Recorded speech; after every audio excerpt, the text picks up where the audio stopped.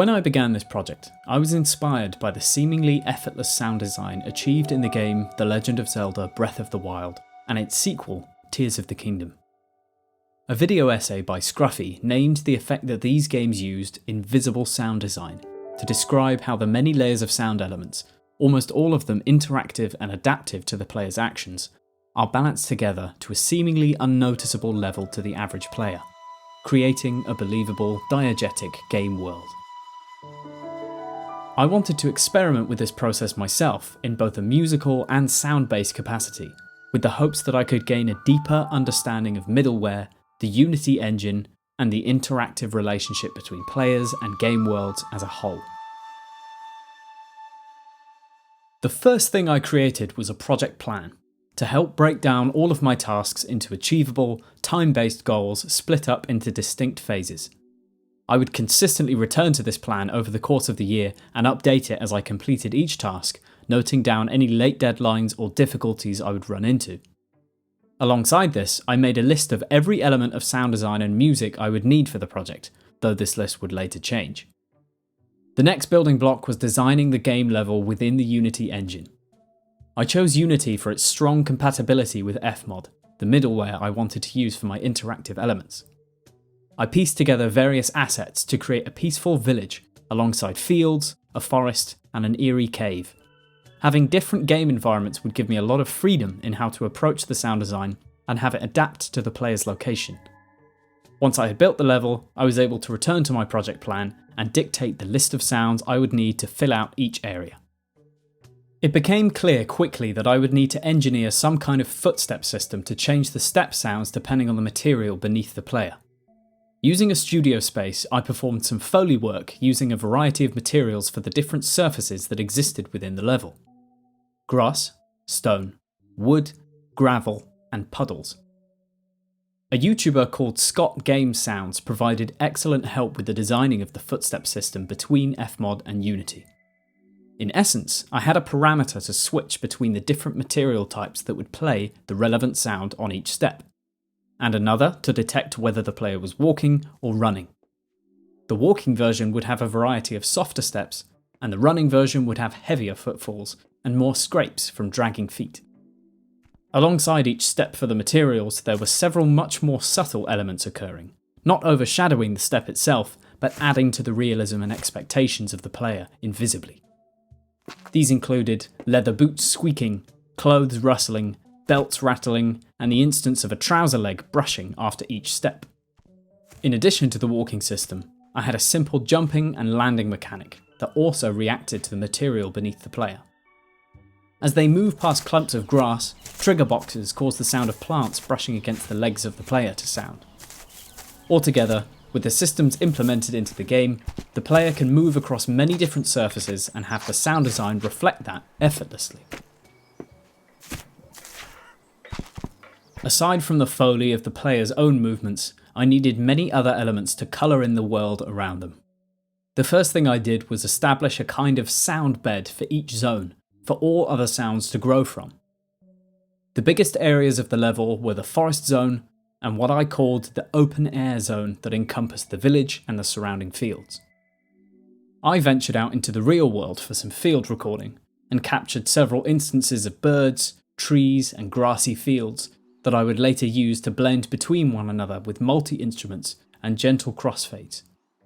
In that sense, the ambience would never remain the same, but play with some variety, carefully shifting as the player moved between each zone.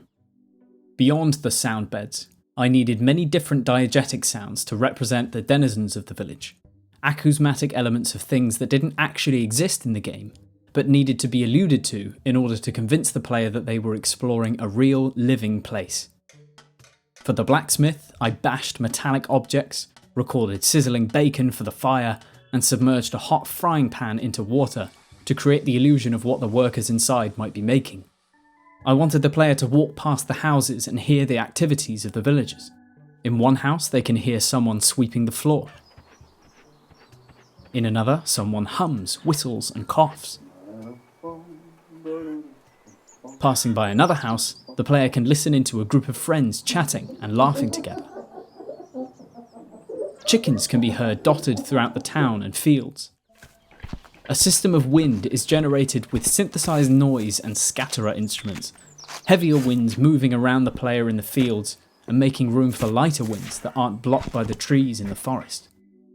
Each of these elements of sound design was implemented with multi-instruments, probabilities, and variable volumes to constantly adapt and never repeat, all summing together to create the fantasy of a living, breathing world that changes as the player explores it. Snapshots were a key component to achieving the zone-focused adaptability of the sound and music. Following a series of guides from my lecturer, Jamie Stonehouse, I used FMOD's routing and snapshot functions to separate the sound channels into a variety of grouped buses connected to snapshots named after the different zones in the level: the forest, the town, the field, and the dungeon. Each snapshot allowed me to automate the mixer levels across all the sounds so that I could achieve the balance I wanted between the various diegetic sounds, as well as how these sounds would blend with the music. In addition, for the cave zone in particular, I was able to use a send effect to have reverb applied to the player's movements and the dripping water. With careful balance, the shift between entering and leaving the cave feels natural to the ears of the player as the diegetic sounds adapt from the open air to the damp, murky cave. Automation through AHDSR allowed me to fade softly between the snapshots as the player moves between them, so that the change is almost unnoticeable, but the player intrinsically feels as though the world is changing around them. The music needed to be as gentle, informative, and adaptable as the sound design. In that sense, I wanted to compose a fluid piece of music that would change depending on the player's location, as well as provide enough variety as to not grow stagnant if the player lingers in one area for too long. For this, I made a very simple piece of music that, although unassuming on the surface, actually would hide a lot of depth and variation underneath. The main focus of the level, the village, needed to be the place where the music would have the most intensity and interest. 3 musical elements are at work here: percussion, a bass line, and a melody. The drum beat is generated using an adaptive cajon and shaker pattern. The bass line was created with a combined synth and double bass in a nested event with a multi-instrument, so that both instruments always play the same line from the selection of variable iterations. The melody, in much the same way, is generated using multi-instruments and nested events, using probabilities to keep the loops unnoticeable and maintain the player's interest. While the town is the focus of the music, trigger boxes over the different zones allow the music to gently transition into different varieties of the same musical ideas.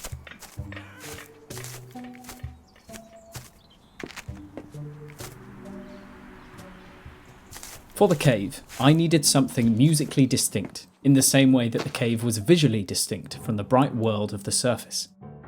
Keeping the consistency of synthesizers and organic instruments, I composed an eerie but charming melody of low piano, minor tones, and a call and response structure to mimic the echo of a cavernous chamber. Verticality is achieved through probability in this case, as not every motif or movement will occur each time. My quest for subtlety and immersion was successful in the end. Through experimentation with musical transitions, diegetic variety, snapshot zoning, and a consistent practical assessment of switching between tweaking in FMOD and testing in Unity, I was able to assume the role of both a developer and a player. This enabled me to continually return to my initial goal and direct myself onto the right path, which was achieving invisible sound design. I discovered difficulties during the process, one of which was the dissonance with my own initial plan, and another being the struggle to find the right musical tone. In my management plan, I had set my own deadlines for each individual task, many of which resulted in lateness due to the constantly changing nature of the project, as I assessed which sounds were working and which were not. As for the music, it took me a long time to settle on a musical tone in the overworld that I felt was suitable to the visual tone, and that didn't overshadow the delicate balance of sound elements. The cave music was a major hurdle, and one that I didn't overcome until very late in the project. But as I remained mindful of my goal, I was able to address each problem with curiosity and determination, making effective decisions where needed to achieve a functional and practical solution. In its final state, the game works smoothly and believably to react to the player's movements and construct a realistic game world that feels alive. In keeping consistent with my target of successful invisible sound design, I was able to do it.